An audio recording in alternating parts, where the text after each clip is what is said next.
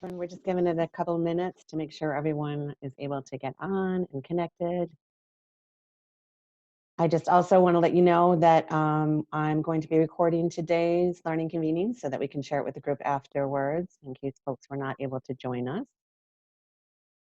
So don't say anything you don't want recorded. Does that pertain to us too? Well, that could be tough.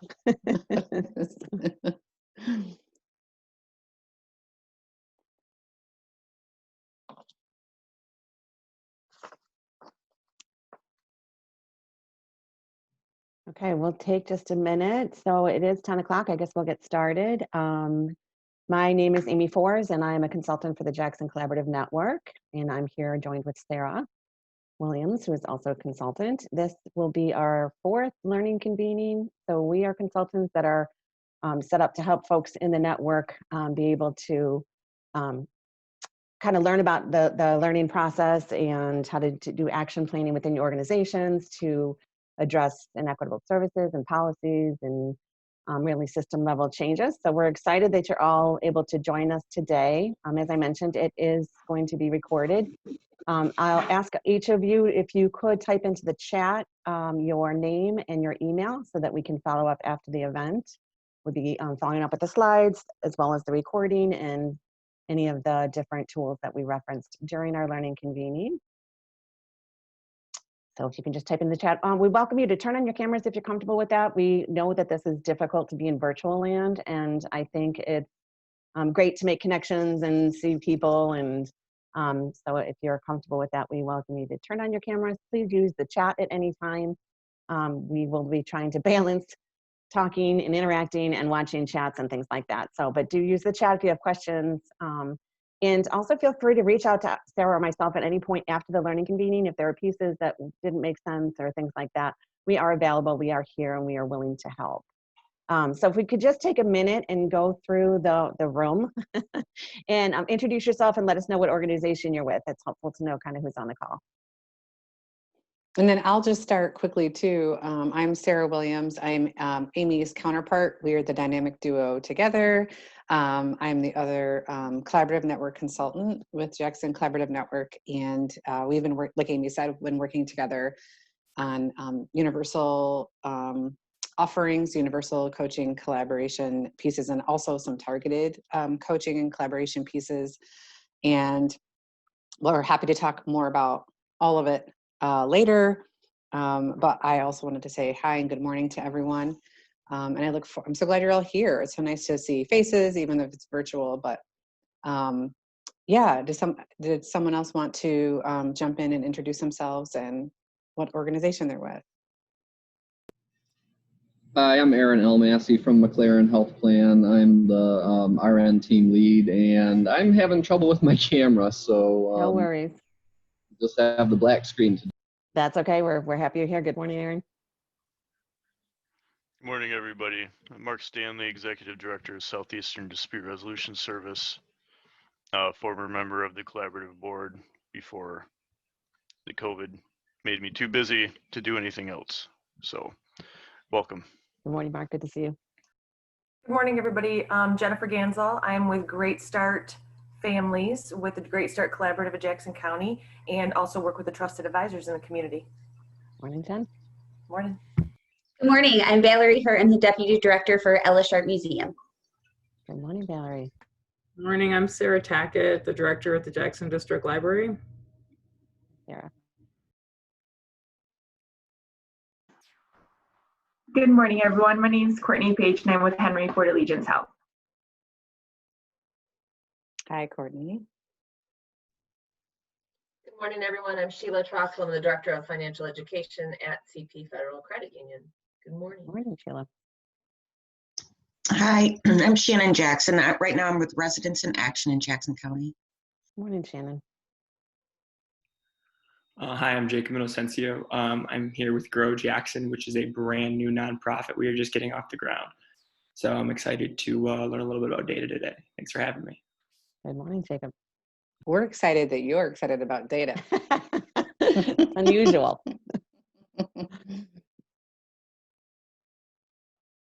And I had a chat from a message from Sarah Sabin that said she is trying to attend the meeting, and she won't be on camera, but is listening. So just in case, I just wanted to throw that out there. I'm not sure if she's able to pipe in at all on Audible, but I just wanted to read that message to make sure to relay that. And I know some folks have reached out to say that their timing might be off. So if folks are coming and going, like I said, we will have it recorded. So we'll be able to follow up with you after the learning convening. Okay, so this is exciting. I think we've got everyone here. I'm going to share my screen with the slides. Can everyone see the slides that are up? Okay, awesome. So, and be patient with us because the Zoom land is something that we're still learning to navigate, as I'm sure many of you are. But I think we're going to get there. Okay.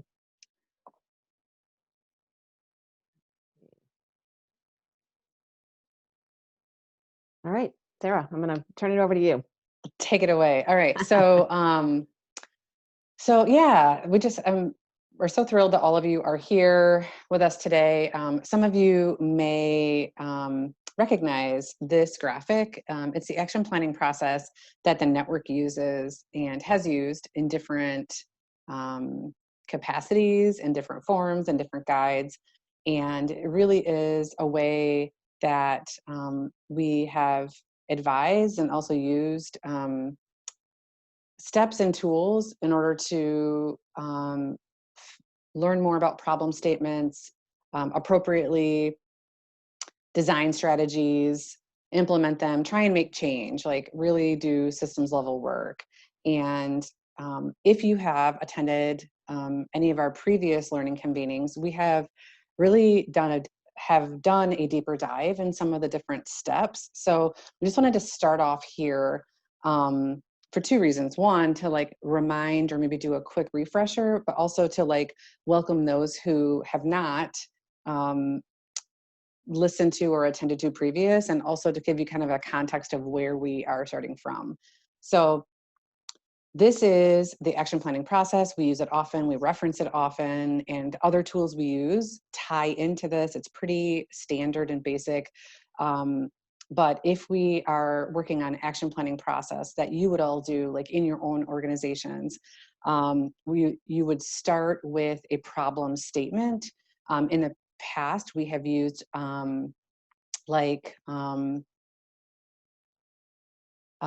Black teenagers are experiencing a high rate of pregnancy in spring of 2020. And so if we had a problem statement, we would then like, well, what is the data to back that up, right? And so we have a data piece, we have making sure we have the correct data. Is it disaggregated? If we don't have enough data, what pieces do we need to put in place to make sure that we're actually capturing the right data?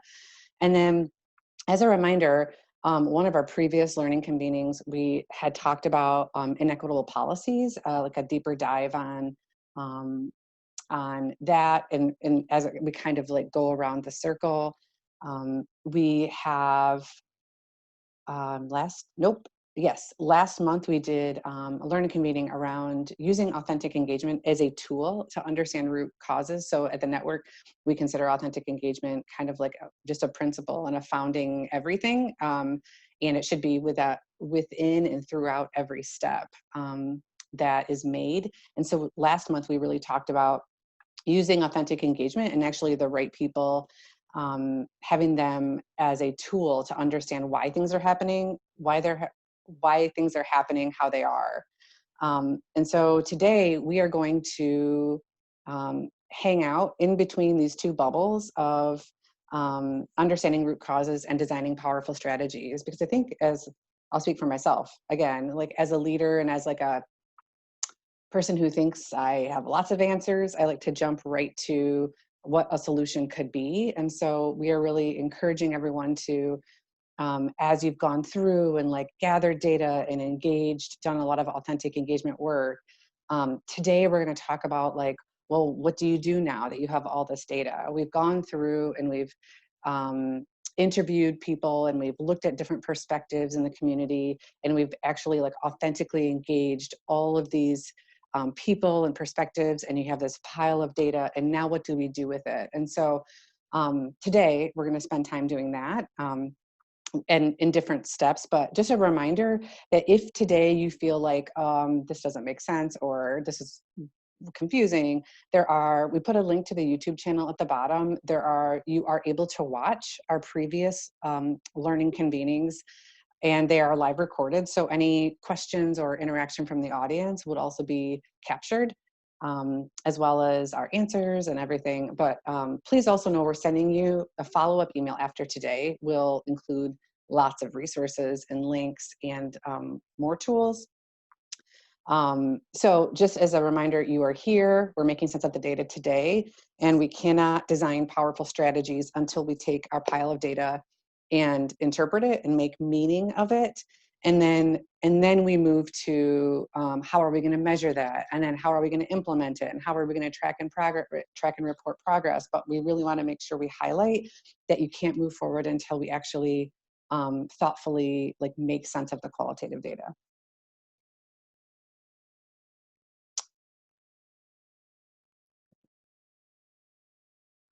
So this is a quick graphic. Perhaps some of you are more familiar with this concept than others, but I think it's pretty easy to, when you see symptoms, when you see things happening in the community and you actually see a problem, sometimes it's easy to kind of tackle the symptoms. And truthfully, from a social work point of view, it's actually important to treat some of that, right? But also to understand wow, well, why is this thing happening? And so when we talk about root causes, I like this visual because it is actually roots from a tree, like the reason that something is happening, right? So if we used our example that we have teenagers in Jackson who disproportionately, right, Black young women are affected more than white, okay, so we can give them contraception or something, but actually there's a root, there's a reason this is happening. And so it's heavy and messy work and also super important work, because as we are tackling root causes, this will then change how the problem looks. It might eliminate it or lessen it, but we just really wanted to highlight the importance of not just tackling problems, but the reason that we're all here together is to really get to the root causes of things. And the only way that that can happen is if you have collected this pile of data. So as a reminder, last month we talked about system scan, and we talked about asking different people, maybe teenagers, well, why do you think this is happening? And asking providers, why do you think this is happening? And asking families or parents, and getting a lot of different pieces together, and then gathering the data, and then figuring out what to do with it from there. So I'm jump in with a quick sorry, example. Amy, go ahead. No, yes. I think this is so important too, because I think when folks in the community, the symptoms that we see, so if they say, well, folks can't get to their medical appointments and transportation is actually the real issue. And you kind of look at it, okay, that's a symptom, folks don't have transportation, but what's going on deeper in their lives or in the community that is preventing them from having transportation? So is it that there's social chaos in the home? Is it that they don't have the skills necessary to earn a living wage? Is it, those are really the root causes. So when we say the symptoms that we see is they don't have a car or they don't have access to transportation, those are the symptoms we're seeing as a result of the deeper things. So sorry, just wanted to jump in because that's one of my favorite examples, because folks think it's transportation is the actual problem. And it's well, there's more going on. So, well, and that is part of too, we've talked a lot about also the reason why different groups and different sectors can relate on things is because root causes affect so many different areas. So yes, we just thought we would do a quick interaction here as we talk about data and organizing data and then turning it into something meaningful. I'm just wondering, on a scale of 1 to 10, if you would like to type into the chat how much you are thrilled about talking about data. Maybe if number 1 is no thank you, pass, and number 10 is I love it so much, I want to spend the rest of my life with data. That is number 10. So on a scale of 1 to 10, how do you feel in your body? I'm a social worker. I'll just be how does your body feel when I say the words, let's organize data together? Oh, Courtney's giving us a range. We've got a couple ranges here. Oh, we have ranges. That's 3 to fantastic. 4, yeah. I feel That like there's is good. probably like a depends, right? There's Like, a lot of 5s, so I know folks probably are thinking, oh, really important, but it's not my favorite thing. oh, Shannon is an 8. Ooh, Shannon. we got a data geek in the group. Awesome. I love it. Well, hopefully after today, everyone is going to at least feel comfortable talking about it. We're not pretending to like solve all the problems today.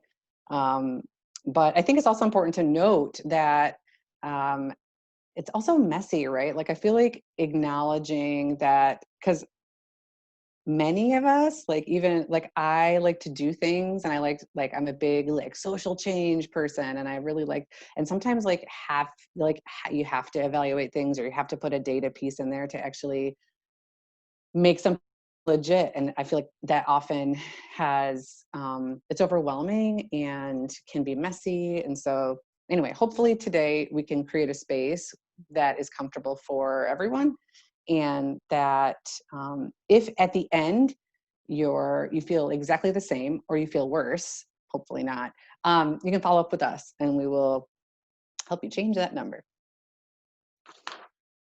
All right, so moving along, let me get rid of my chat there. So this is an important piece we wanted to talk about with engaging diverse stakeholders. So this is really, and as we talk about our principles of authentic engagement, it really is in every step of what we do in the network, and every step around the action planning process and the action planning guide. And so we've talked about it in different ways, and this is really specific to when you have a pile of data and you're actually interpreting it, and you're sitting down with a group of people to say, like, what could this data mean in this step, having it be a really important thing to have diverse stakeholders at the group. So, and here are some reasons, right, why it's important to have diverse stakeholders. To me, there's also, I like that part they talk about stakeholder buy-in, because truthfully, like if you are trying to make decisions without people there, buy-in can be less. It promotes motivation to take action. It helps the group interpret data. I think it's important to recognize too that like different groups of people have different lenses and different interpretations. And so my view as like a resident is going to be much different than Amy's view as a provider, you know. And so having a diverse group of people at the table can help interpret that piece of Amy's just can't wait to get ahead. It can really, the piece around interpreting, like not assuming that my lens of data or what this statement says is going to be the same as hers, and then respecting all of those points. And it raises people's consciousness about issues in the system or community. So there's also a chance that as we're looking at this data, maybe something, a statement appears that says that the reason, you know, that this is happening is actually because the bus system won't pick me up because I am in this neighborhood or something. I don't know. But there are ways, the importance of having diverse stakeholders at the table is to also, like, you can't argue with a piece of data. So if someone says like, oh, this thing doesn't exist in our community, we can say, actually, it does, because we have a piece of data on it, right?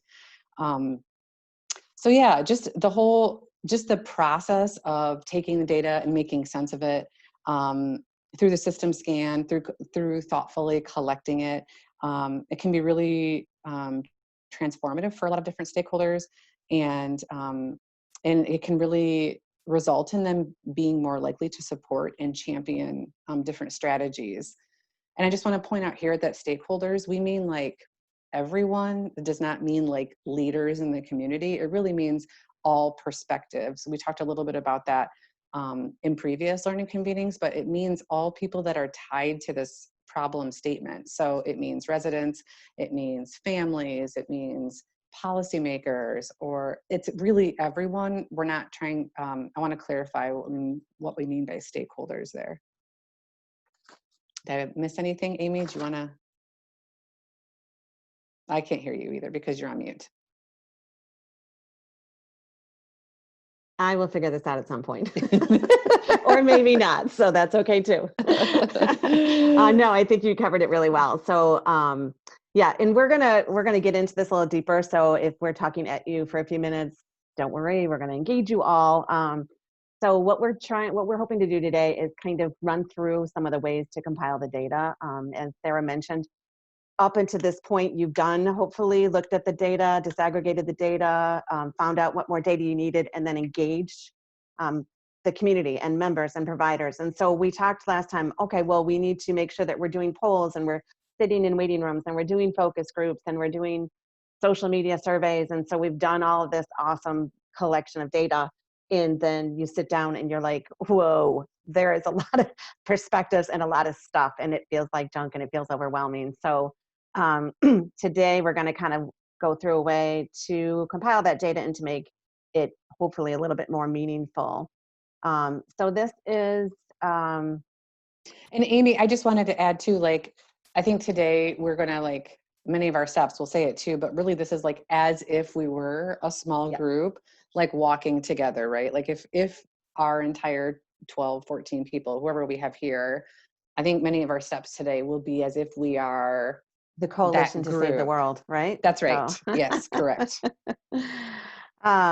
So this is one of the ways. Now, there are a lot of ways to compile data. I'm sure folks have used databases and Excel spreadsheets and different things. This comes from our Jackson Collaborative Network Action Learning Guide. Action Learning Guide. This guide actually walks you right through how to do it. So in the parentheses, you'll see you put your question that you've asked your community members, a description of who you asked and who you reached out to, and initial data points, getting to refine data points and perspectives. So that's just a snapshot of what it might look like.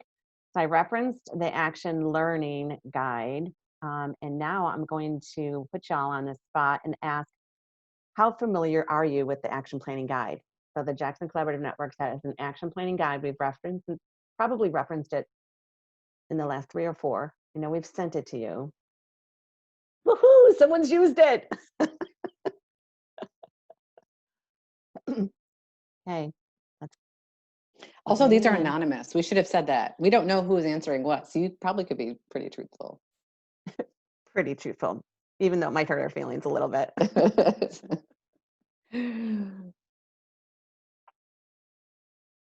Does everyone had a chance to weigh in on this? I know some folks might be on the phone. I was really hoping someone would say that they have solved all the world's problems, because then we would be like, would you like to have our job? Just kidding. So 4 people have used it. That's fantastic. I know, I liked that last one. Can you all see the results? Everyone can see it. Okay, so I'm just thrilled. I was like, what if everyone says the action planning, what?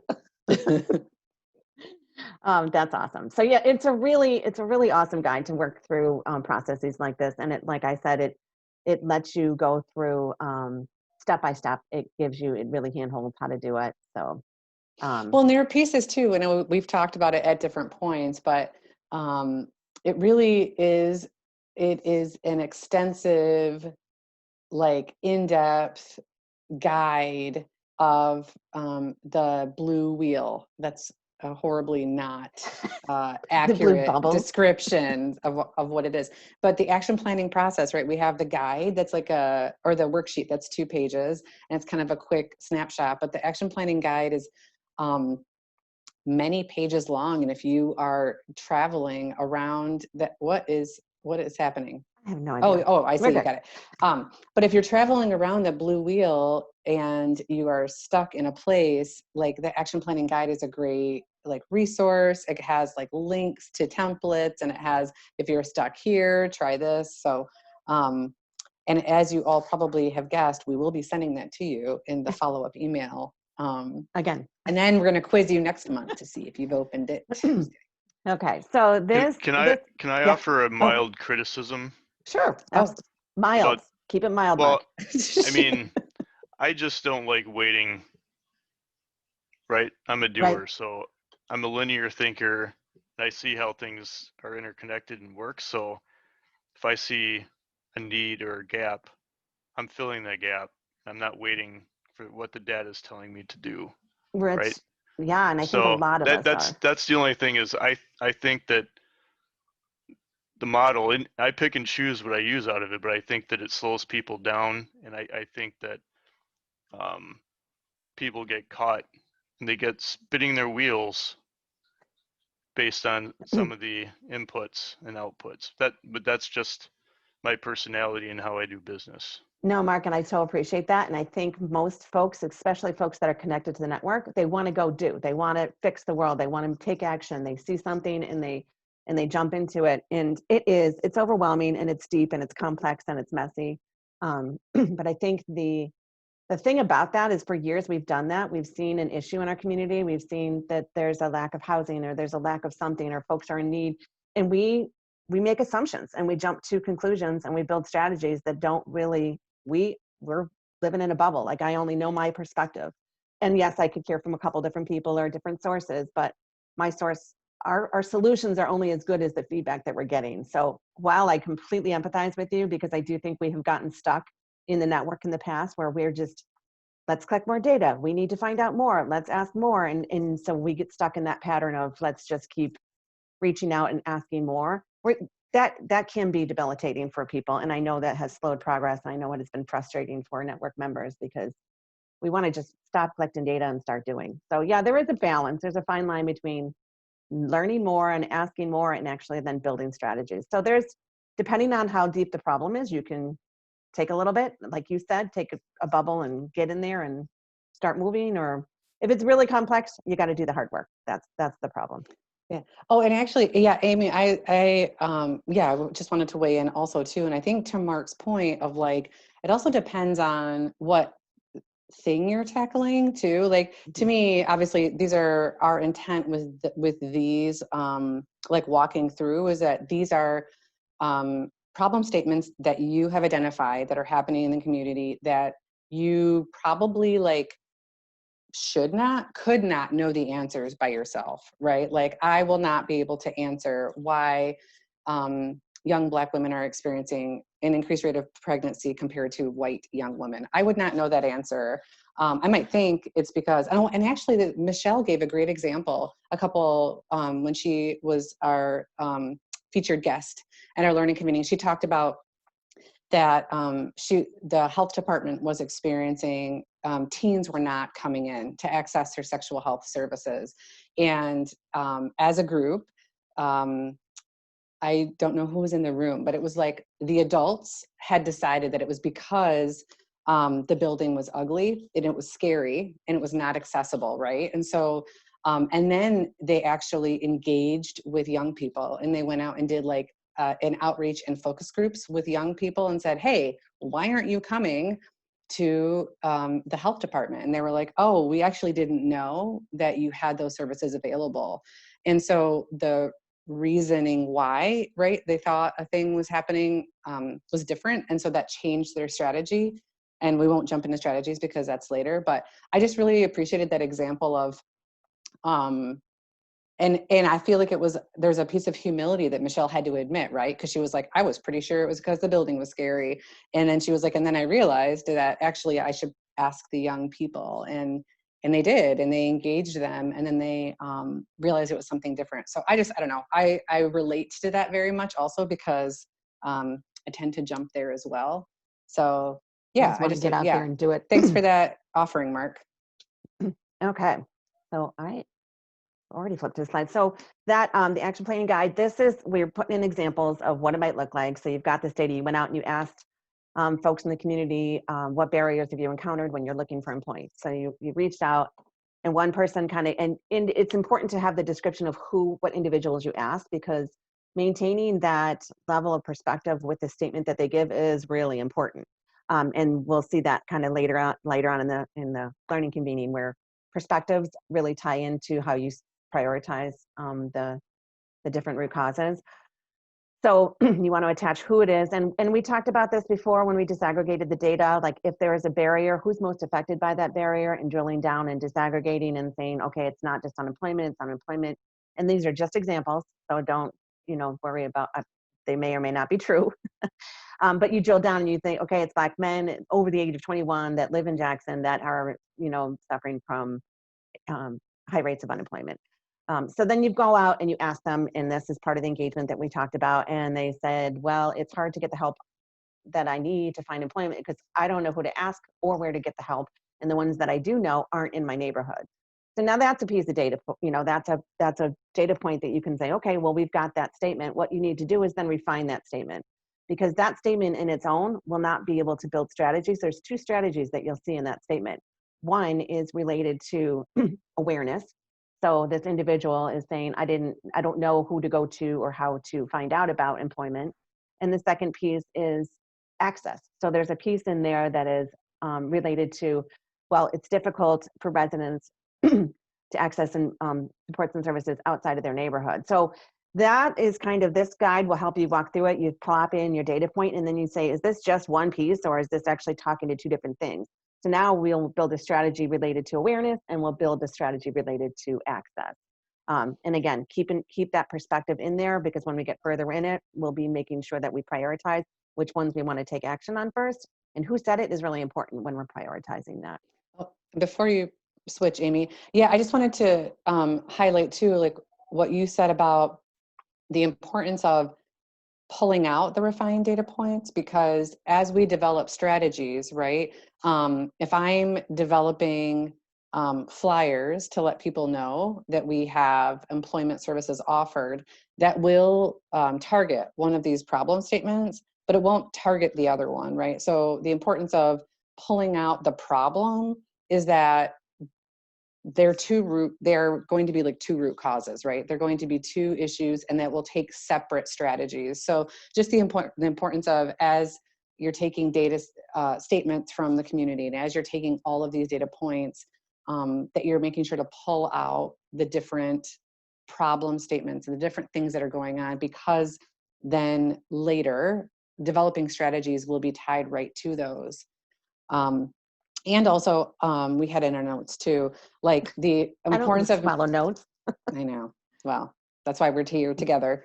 But the importance of also noticing that, like, just that, I don't know, some of these data points might be in conflict with each other. Like, it's possible one person is like, I can't believe there are no employment services in the community. And then another person could say like, I can't believe all of the employment services are out of the city, right? And so I think it would be important to just write them down and pull out the themes without deciding yourself if they're true or not, or trying to not have a lens on it, right? Just being objective and pulling out the pieces that are just there. Even if, like, the statement, you could be like, I know Jim and I told him about services, right? Like, this is not a true or false piece. This is literally just taking the statements and pulling them out so that we can develop strategies, and acknowledging that there could be statements that are not, that are not the same. They could be like in conflict with each other. And actually, that's great, because that means you've really done a good job of engaging different perspectives, because not everyone,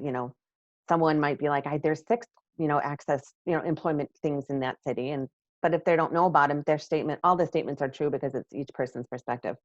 So this is, so you would put your data kind of into this type of format. And again, like I said, there are different tools that you can use. This is just one that we found helpful.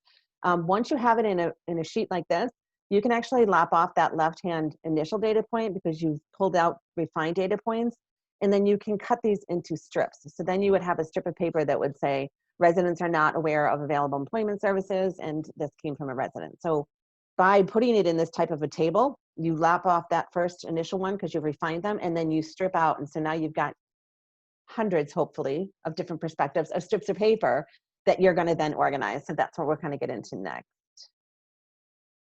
Maybe if I can advance these slides. So yeah, these are a couple different ways we can sort and theme the data at a group level. So if we have walked through this process so far, and we have maybe used the table that Amy just had up, or maybe we have strips of paper and we are like individually taking them together. This is really just a way to talk about how we can identify what themes are present in the data. So it can be done in a large comprehensive group or a small ad hoc group. Both have pluses and minuses. Obviously, the large comprehensive group, right, like that tends to, it's an ideal world because more eyes are on it.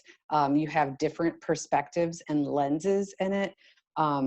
If you have groups that have like sorted data and put them in piles, you have groups that come together and come up with a name, and like you have more buy-in. You have all of these things that are like ideal. In an ideal world, you would have a large comprehensive group that is doing this activity.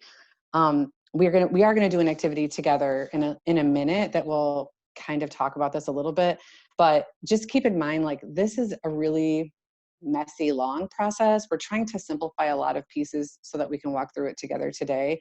But we will also, I know that the Able Sense Making Sense of the Data Guide has some tools as well, involving like wallpaper, like a big piece of white paper on a wall, and then people taking Post-it notes and kind of putting them together, and really having it being like a comprehensive activity where the whole group is bought in. And the truth is that sometimes time or deadlines or schedules don't support that, and that there are times when a smaller group will like sort and theme the data together.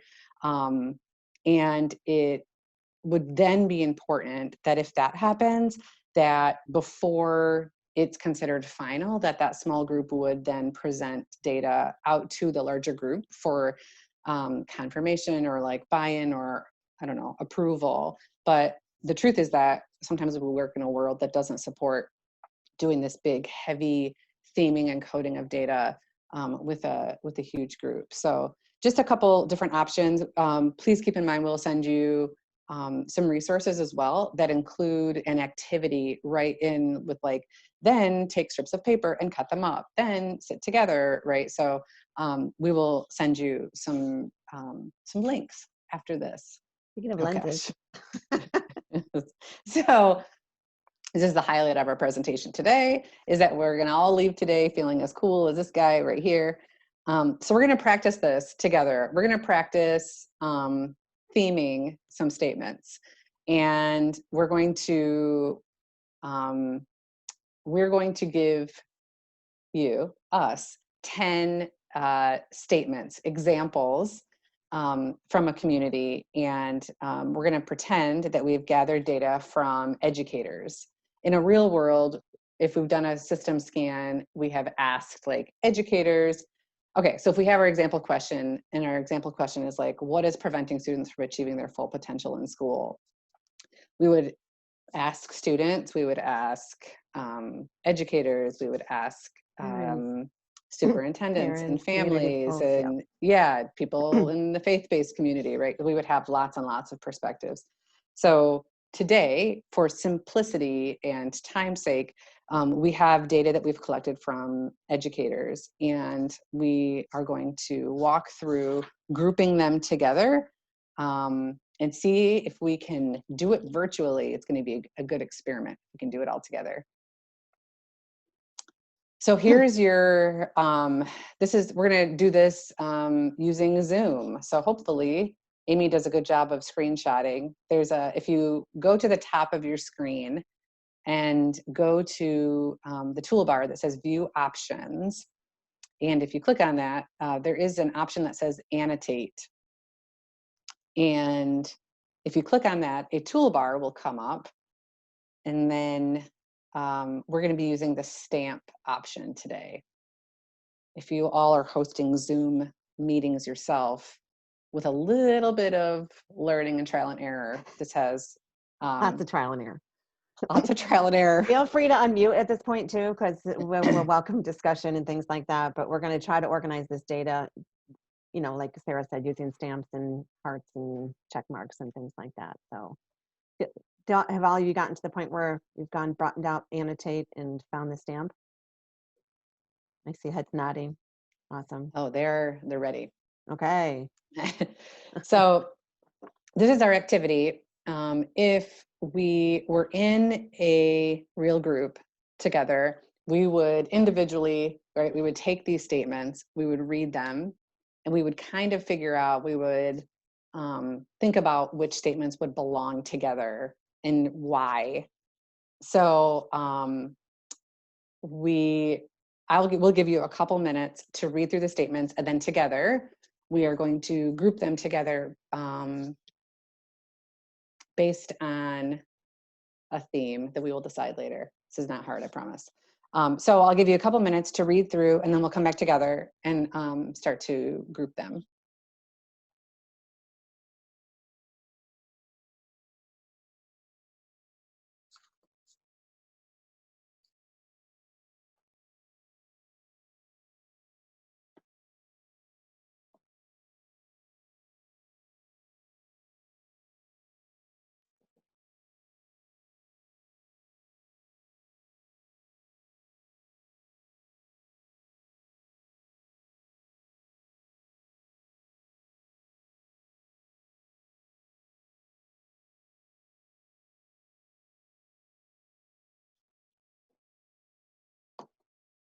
I have elevator music on in the background.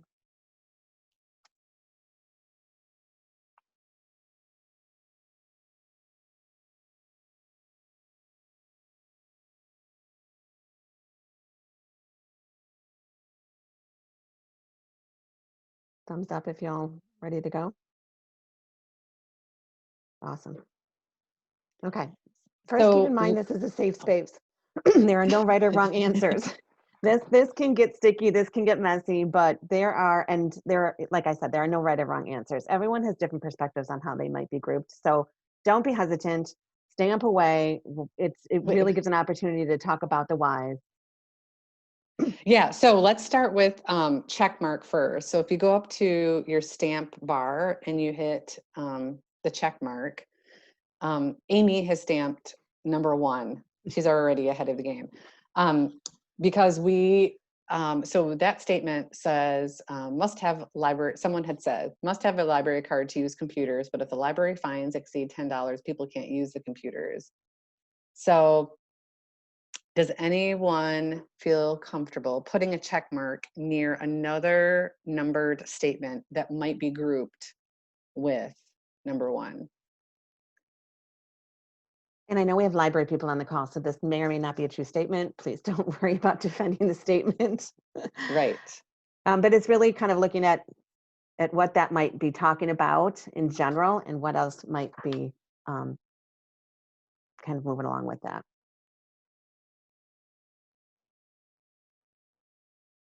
And there could be more than one, and I think that's the beauty of and messiness of taking these statements and then having different perspectives when we try and group them, because we also don't know how many groups or themes you might end up with, right?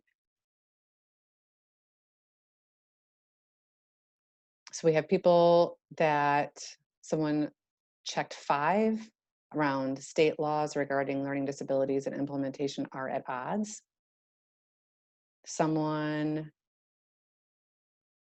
I'm not sure if someone checked number 2, maybe. Might be a check issue. Someone checked. That was me trying to get rid of my prompt that came up and it Oh, yeah, no worries. There's also an undo button along that bar. So if you accidentally, which I do all the time, I start tapping away and she's like, stop, you've got hearts and stamps everywhere. There is an undo button along that bar. So if you accidentally plop it down and change your mind, you can go up and undo. Feel free to do that. That's true. We should have given people the full annotate tutorial. There's also a part where you can, I think, clear your marks if you change your mind or something. We have someone else clicked on services are not accessible because of unreliable transportation. Government decides the rules and programs, but doesn't know what actually works for people in need. And quite a few people checked lack of reliable internet and technology are a challenge for low-income families. Does anyone feel comfortable enough to share the reason why they chose what they chose? Why what you chose might belong with must have a library card to use computers? This is Sarah. I chose the internet one because of resources, but then I also chose another one. No, The there are multiple, so that's good. because of resources, also the resource piece, kind of like those were. Which other one did you choose, Sarah? The transportation ones, I guess 8. Mm.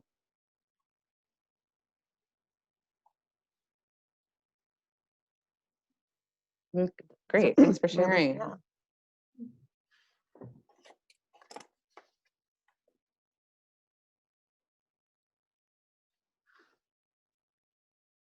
So if we, and I'll grab a pen too. So knowing that different people also have different perspectives on this, let's go start reading number 2 and then see if people have thoughts on what might belong with that. So number 2, we have an educator said that not all schools have enough counselors to meet needs. So Amy led by example here. If you want to switch your stamp to a heart, we will try and see if we can group like things that might belong with not all schools have enough counselors to meet student needs. Just a reminder, like in real life, this would be a much longer process that would take a long time. So just keep in mind that we're really oversimplifying a lot of things, and happy to like talk through this all later with you. Some people will feel very strongly about some of these. That was not me getting trigger happy because I tend to do that, but I did not. I did not blow this up. Do we have any? I feel like, do we have any like education or like mental health people on the call? Maybe they're like super fired up. So yeah, 2 spoke to schools not having enough counselors to meet students' needs. So does anyone want to share what they thought might go along with that? There could be 2 or 3 in the group that you might theme with this one. So again, there's no right or wrong answers, but it's a way to pull it together. I mean, my agency kind of straddles all of these processes. So we know that the schools are funded. So we have a governmental funding allocation model in the state that's inequitable on its face. We have, each district has different access and abilities and capacities for services and staffing needs. And, based on the 10 years that we've done this kind of work in the county, we know that teachers and administration have different personalities and abilities to communicate and empathize with individuals differently. And as a county, we know that transportation is probably one of the top 3 most needed priorities or root causes of issues that we have. So sorry, Mark, thanks for sharing. So do you want to share which numbers went together? I do. Well, initially, I clumped up the school related items, but then you have to bring in professional comfort level. You have to deal with teachers' capacity to deal with families at different socioeconomic levels. And you have to deal with availability of counselors in general and governmental rules and program requirements. Great, thanks for sharing. Does anyone else have any other thoughts on maybe why they chose what they chose to match with not all schools have enough counselors to meet student needs? Well, I love that Mark said at first I chose, because I do this all the time when I'm going through this. So when I read number 2, I thought, oh, not all schools have enough counselors to meet student needs. So then I'm like, is that, oh, they don't have enough counselors? Or might that lend something to be like, oh, they don't have schools, or they don't have access to counselors. So schools might have diverse needs from their students and there's not enough counselors. Is that an access thing? Is it I mean, it could lump it any different way. Who else had thought something that might go along with number 2? Anyone want to share?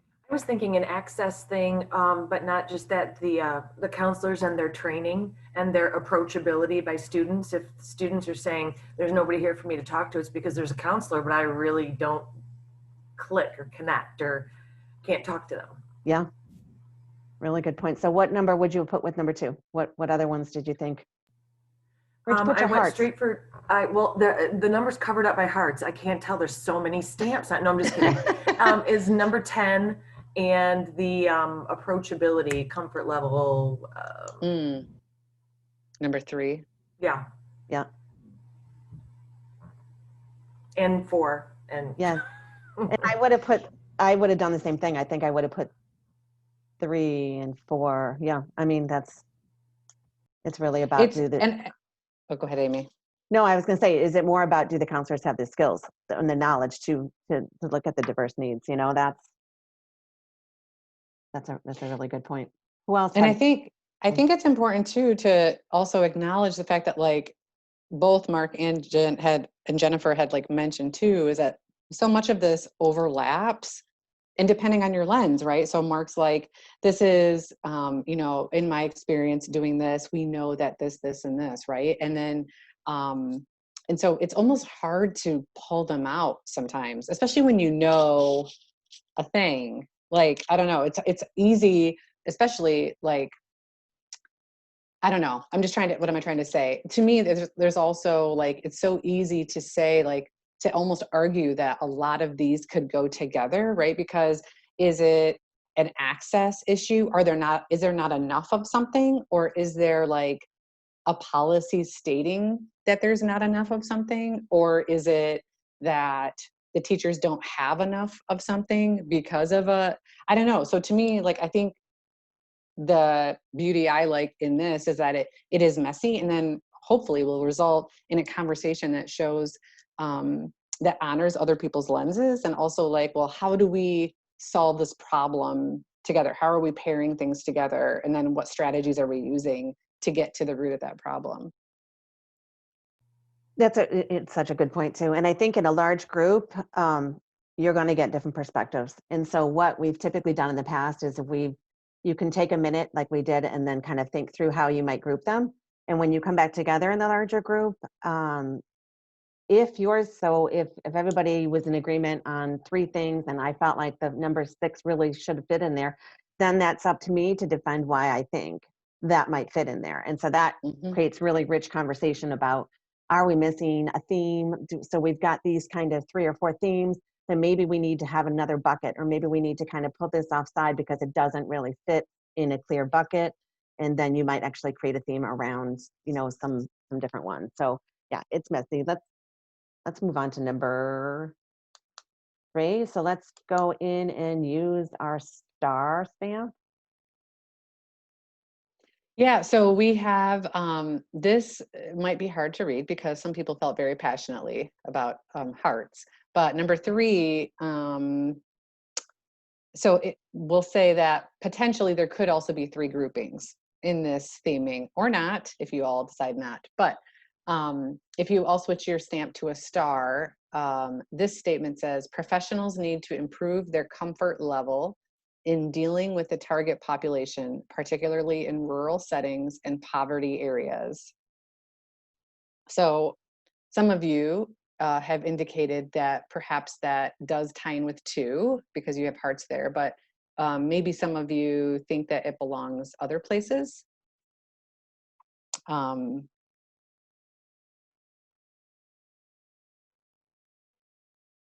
this is, as a reminder, these are example statements from educators only. So they're not from like parents, they're not from, so these are example statements from educators.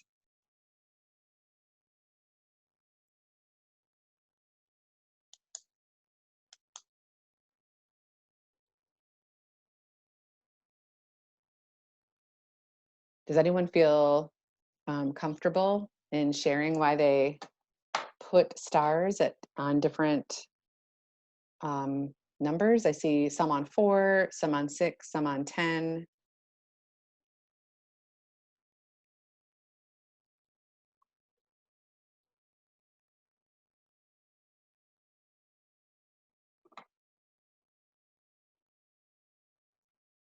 To me, I thought that this statement, professionals need to improve.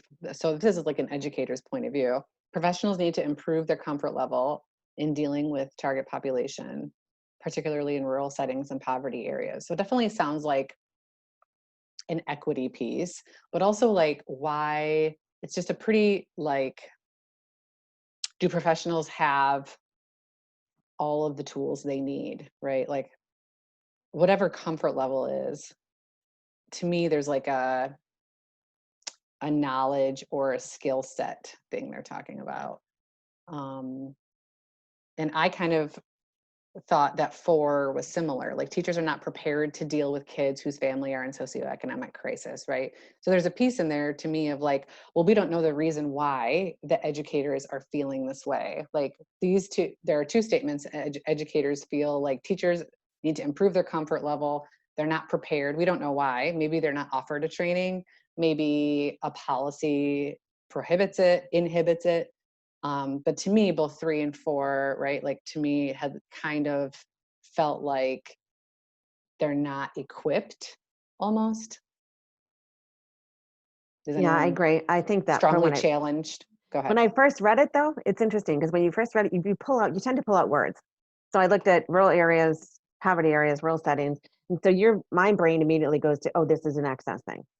And I had to reread it again and say professionals need to improve their comfort level in dealing with the target population, especially in those areas. So I'm like you said, Sarah, I'm like, that might lend itself more to like skills and knowledge. Do they have what they need to reach diverse populations? Or let's hear from someone else.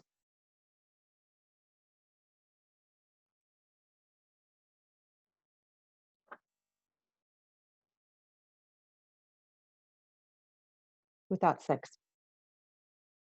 And why? Oh, snap. You're calling it out. This could get hot. No one's going to answer. It wasn't me. Well, this is Sarah. I think there's sometimes a perception that the rural areas don't have the same resources as other areas, just that connection. If I think that's where I may have connected those 2. Yeah. So just an assumption, not necessarily like, I guess, a knowledge, I don't know. No, that's really, great perspective. Well, yeah, I piggyback on Sarah's observation. I mean, working with students with IEPs or that have behavioral, health plans, and they need a 504 action plan for behaviors. If there's a wide difference in capacities of resources and programs available for rural schools, and for their ability to recruit or retain talented teachers and staff members is a huge issue, right? So there are issues, especially when you're bringing in younger teachers who may be from a non-rural setting. They might not be able to have or create those relationships right away because of their experiences. And then a lot of professionals who use a smaller district as a stepping stone. So there is a definite comfort level with that. And you hate to say it, but professionals that use smaller jobs as a stepping stone may not put the energy or time into building those relationships to begin with because of their own biases or experiences or their goals. I love that both of you talked about this, because as we are looking at number 3, so the statement that this educator gave, professionals need to improve their comfort level in dealing with the target population, particularly in rural settings and poverty areas, almost feels like it could be 2 points for me. Because to me, like, there is a piece, right, of like, in general, professionals should feel comfortable in dealing with all populations. But if we talk about the equity piece, or educators that are working in rural settings, there's both, to me, almost like a skills, like they should be equipped, but also maybe there is an access piece, like you both Sarah and Mark are talking about. Like, if maybe professionals in rural settings and poverty areas don't have the same learning opportunities as other professionals, maybe I would, and so that is why so when I read this statement, it was so clear to me that number 3 is obviously just skills and knowledge. They should obviously have more opportunities, but as Sarah is bringing her lens and Mark is bringing his lens, I'm like, oh, right, because also, I would argue that maybe that number 3 should like be 2 separate things, right? Maybe there's a skills and knowledge piece, but also maybe there is a separate access piece that should be pulled out, which is why this is all like messy and tough and hard. And also really having the, just echoing the importance of valuing other people's perspectives at the table, because we're all coming with different perspectives. You know, someone has like an education perspective, someone like Jennifer's coming with like trusted advisors on the front line perspective, and Sarah's coming with the library, and so many different perspectives. And I feel like in order to really understand a statement, I think it's important to all listen and value the different perspectives. So yeah, I appreciate that very much, because I would have put 3, like definitely a skills knowledge thing, and now I feel like it should almost be divided, but right, both skills knowledge and maybe an access piece, like inequitable access. Yeah, which is what we tried to do a little bit earlier in the convening, is talk about a statement might lend itself to 2 different things. It might be about access, and it might be about they're unaware of the issue, or they don't know what services are available, or things like that. So yeah, that's a really good thought. Who else wants to share about what they think might go together? And you can jump back up to 1 if you feel like, you know what, I'm changing my mind based on hearing other people. That's actually awesome, because it's keeping an open mind and looking back through it.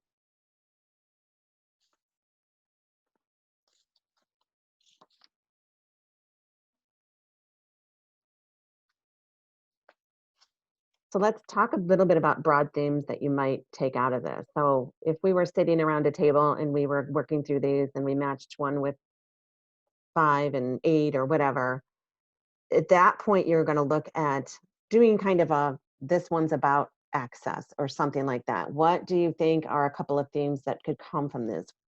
And disregarding which numbers are going with which, because we haven't really worked through that in the real world, we would have processed through a lot and given everyone a chance to kind of talk about what goes with what. But an overarching theme that you think might come from this, let's think about, feel free to unmute yourself and think. There are a couple there that might lend itself to something.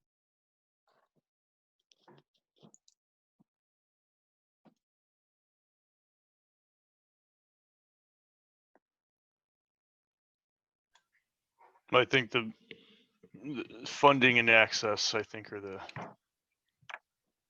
2 largest items that I see. So funding regulatory issues, Mm-hmm. and then being able to have access to the services or needs that are necessary. So in funding, you mentioned regulatory things. So could it be like a policy, or like that might Sure. be preventative? So funding Yeah, I / mean, policy. you know, library policy Yep. on fines and whatnot. And then you have local school district funding or decisions on what services and programs are going to be provided. Mm-hmm. Number of counselors are going to be on staff. Yep. State and state funding services, ISD policies. Yep.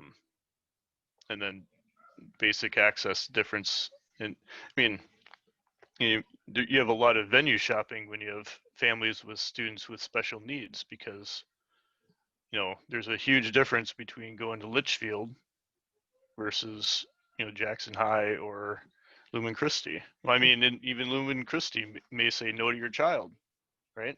So Mm-hmm. there's a definite equity and services policy that problem. Yep. Great points.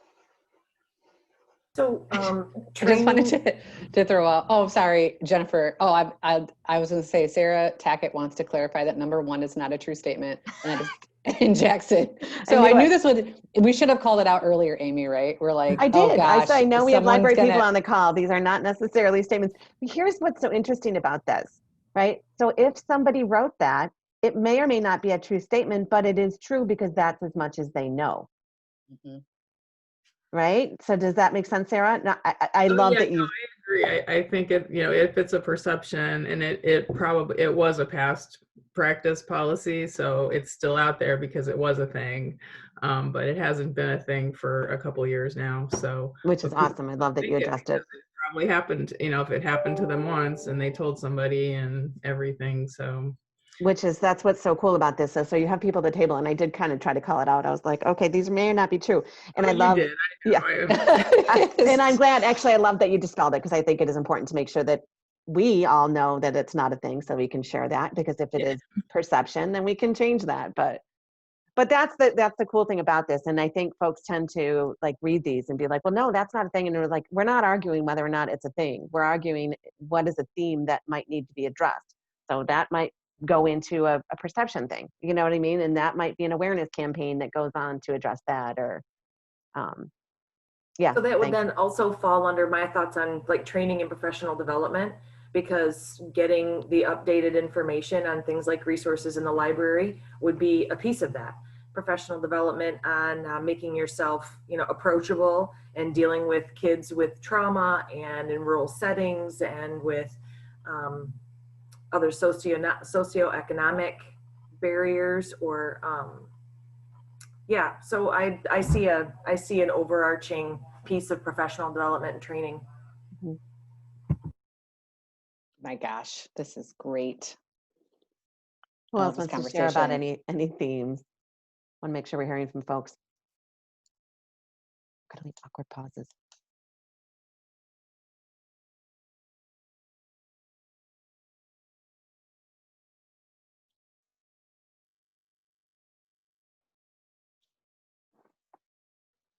Okay. Also, feel free to type in the chat if you're not ready to unmute.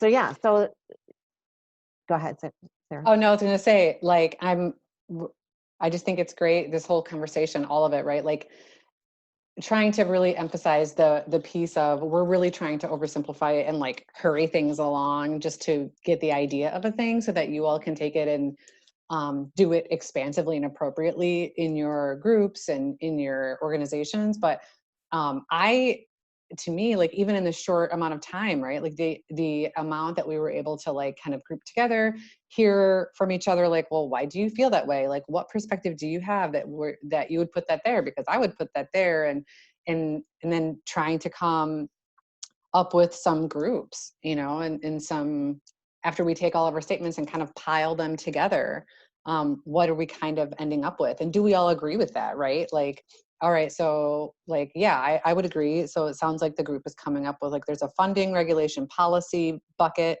there's an access bucket, and there's like a training, professional development, skills, knowledge thing bucket, right? And that is from the people we heard anyway. If anyone has any other thoughts on it, you're welcome to put it in the chat or pipe up. But just keeping in mind that, like, we are obviously, because we're in a quick deadline turnaround time, we're kind of moving through the process. But so yeah, so let's take our groups, let's take our themes that we have decided, and like move along. And before we do that, if you all could go up to the toolbar and hit annotate again and X out of that. Otherwise you'll be stamping and starring for the rest of the day. You have that little strip on the top, hit the red X on the right hand side, so that you're not still stamping. And then I cannot get to it. There we go. Oh, you got it. Okay. Okay, moving right along. Maybe. Okay. So we've got all of these things. We've debated and given great insight into which ones we think can be themed under general themes. So that you come out of a room like that and you've got big overreaching themes, right? We've got to do training and professional development, things like that. So like many of us, the next step would be like, okay, so we got to go train all of our counselors and we're starting to move to action. And before we do that, we have to actually name these themes. So it's, you've got training and professional development, and you might come out with a statement like teachers just don't know what they're doing. That's, like those are all kind of under that lump or think something like that. But what we want to do at this point is really be descriptive about who doesn't know what they're doing. Is it all teachers, or is it teachers in rural areas? Is it teachers, in different environments? And then really be naming the what and the how. So rather than saying, well, people just don't value resident voice, which is what, might be coming out of a theming process like that. You really want to get descriptive. Not all some service agencies might, but not all service agencies, staff and leaders value including input into decision making. So when you come out with a statement about teachers don't have skills and knowledge needed, or that there are not enough counselors in the school system, or there's not enough funding, or policies prohibit, get really descriptive to make sure that you're including those 4 data points in your overreaching theme. What we can't do is make assumptions. Again, like we can't say nobody values. We want to, backpedal and say not all. And we want to avoid stating a strategy. I don't know if Mark is still on the call, but that's what I run to. I'm like, okay, so we're going to go, train rural staff. And so you got to really take a minute and keep it a general statement that then later on you'll go and build a strategy. But at this point in the game, we really just want to make sure it's descriptive. And that it really does include all of the data points, because you might have that as an overreaching theme, but there might be a piece in number 3 or number 6 that isn't really reflected in the statement. So you refine the statement to make sure that all 3 pieces are reflected in that. So we're going to practice that one. So we came out with that one with a problem statement that maybe teachers aren't prepared. How could we make that more descriptive? And the little cheat sheet is in the corner of the who and the what and the how. Let's type in the chat what you could maybe use a statement that would make that more descriptive, or unmute. And this is an example too, right? So like we didn't necessarily like one of our themes that we just did together, right? Maybe there was like a professional PD piece involved, but if we just use this as an example, say for example, as a group, we decided that teachers aren't prepared is a theme. How could we make it more descriptive to then trying to design a strategy later?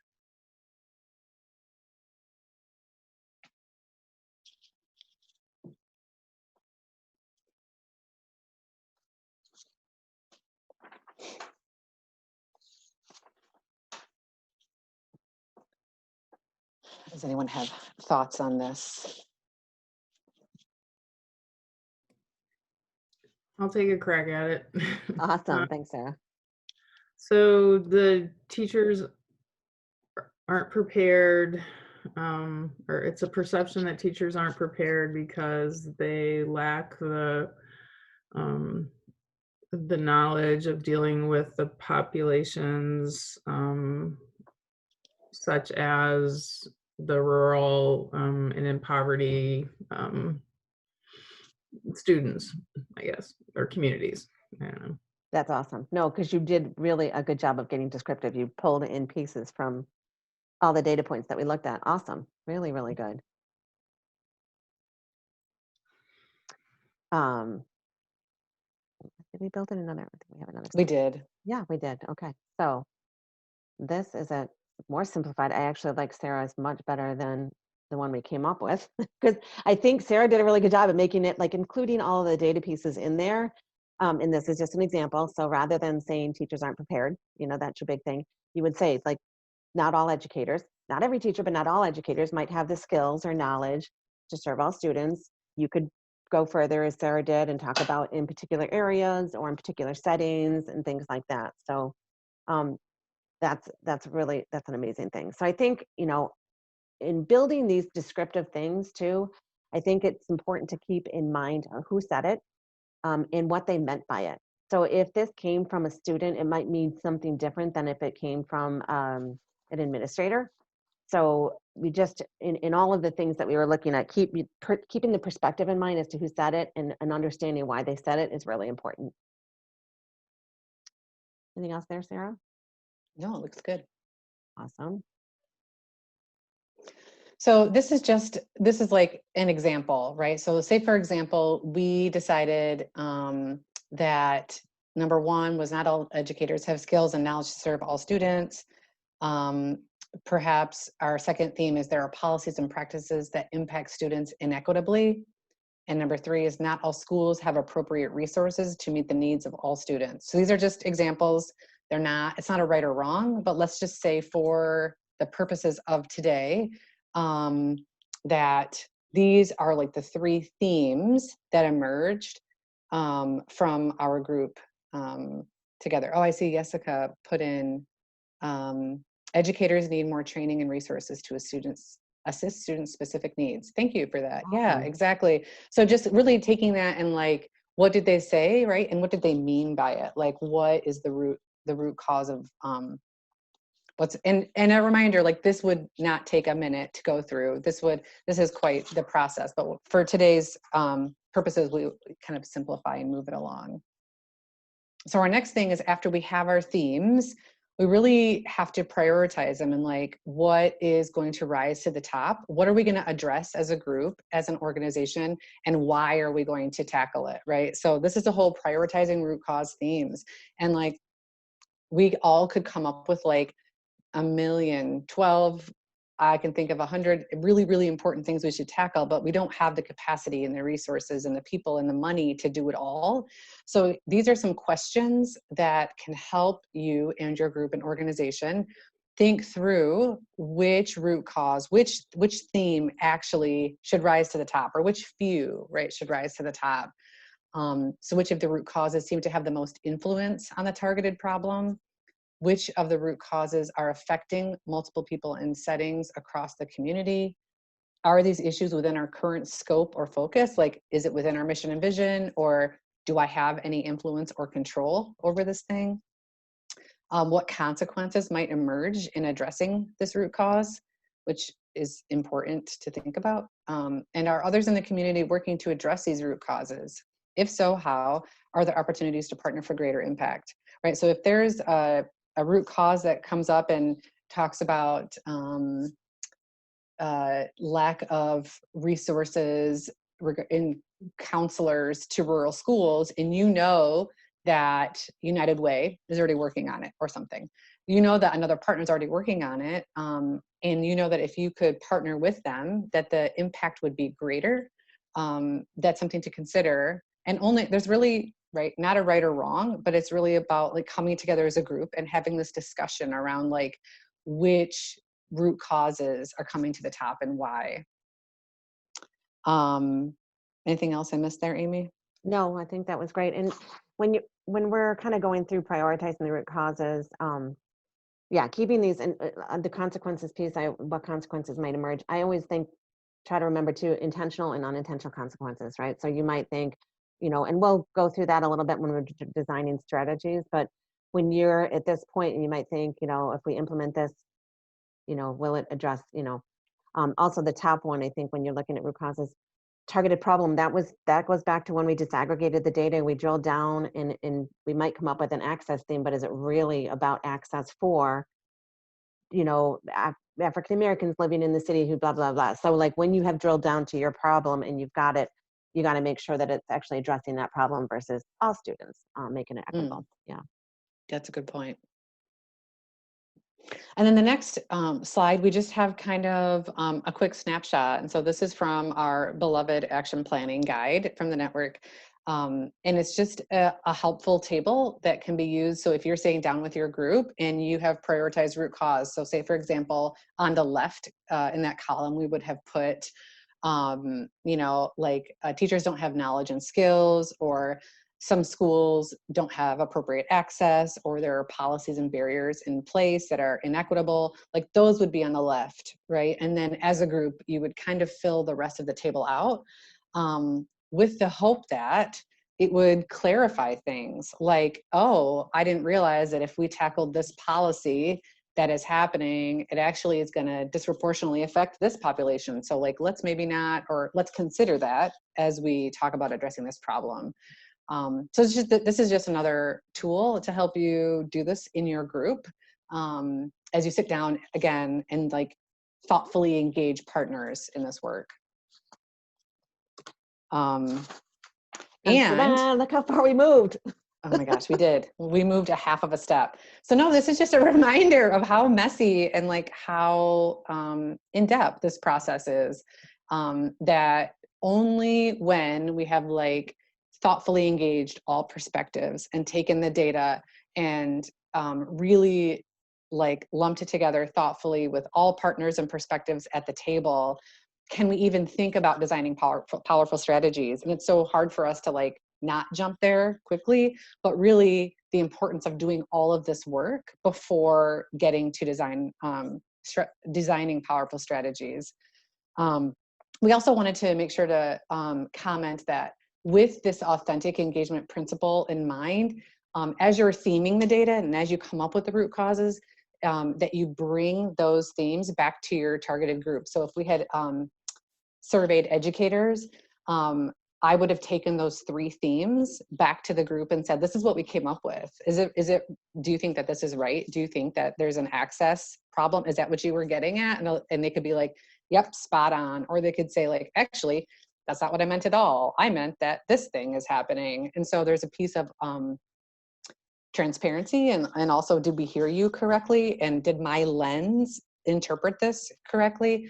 And then also there's a buy-in piece, right? Because as we're going to them and telling them what we're doing, they're able to see that what we're doing is aligning with what they meant. So yeah, so this is an action planning process. We're back here. If any of these pieces felt confusing or overwhelming, or you would like more information, Amy and I are also consultants, and we do targeted coaching. It is a free service with the network. It does not cost anything, and we love messy, challenging conversations that might feel like a lot, but also that's where the good work is. So if you are interested, we have our information at the end, and we'll also email you later. And that leads us to very exciting December. Oh, sorry, Amy. No, I just wanted to touch base on, no, I love that, Sarah, you brought back, like, once you've got the themes, bring it back to the folks who said it, because there are sometimes we that think we know it all sit at a table and we themed something and it was about diversity training, and we took it back and they're like, no, I didn't mean anything about diversity training. I meant that we need bilingual counselors in the school. So, you know what I mean? Like that's such an important piece. It also, when we talk about buy-in, when we go on to the next learning convening, on building powerful strategies, the people who we took it back to, the people who said it, primarily residents and those that are closest to the problem or most affected by the problem, they're going to be the ones that are going to help us build those strategies. So we heard their voice. We can't take it and run with it. We need to try to theme it and try to drill down and try to label it. And then we need to take it back because they're going to be involved in helping build powerful strategies. So our next learning convening is December 16th. If you haven't noticed a trend, they tend to be on the 3rd Wednesday of the month, 10 to 11:30. We will be coming out with a flyer and some information, but it clearly is the next step in our action planning process. It is, again, this seems long and messy, but if you're doing the work well, it will be long and messy. So we'll invite you to join, and we'll be sending out an invitation to that where you can register on SurveyMonkey, and then we will put it on your calendar. So we're looking forward to that. When you register, if there are particular pieces of designing strategies that you really feel like you want us to incorporate into it, type that in. I think there's an open piece in the survey that says, what do you want us to address? So if you're like, oh, I've designed strategy before and I really get stuck on A, B, or C, feel free to share that with us, and we'll hopefully help you work through that. And then don't forget that also we're going to send a survey out after this convening, and it's a SurveyMonkey, and it's just a post-convening questions. Won't take you very long to answer, but we really use that feedback to help us design future supports for you all. So how did today feel for you? What did you love? What do you wish we improved? Blah, blah, blah. So there will be a Survey Monkey that we include in the email, and we really would appreciate it if you take a couple minutes to fill that out, because it is helpful for us. And this is just a reminder of our website. So we are official with a website. We invite you guys to kind of go through this website. It talks a little bit of who we are, talks about shared measurements, what we're trying to do. It's got a lot of the network information in here, news and events. So our learning convening for December, it will be up in this website. There's also a discussion board. So we talked a little bit about reaching out to others who might be doing similar things in your work. It's not got a lot of hits yet, but I know it's going to blow up. So feel free to post things in that discussion board, because that might be an opportunity to connect with other people that are doing similar things or work that you're doing. So feel free to get on there, and then there's our contact information. And with that, I think we are wrapping up. I guess you got about 3 extra minutes in your day. Does anyone have questions? Any comments before we leave? Any insights? All right. Well, thank you all. We appreciate you taking time out of your day. I know your schedules are very busy, and I know that Zoom calls can be daunting. So we appreciate you being with us today and lending insight and sharing and learning and growing. Yes. Thank you all for your time today. Thank you. Have a good one. Thanks so much.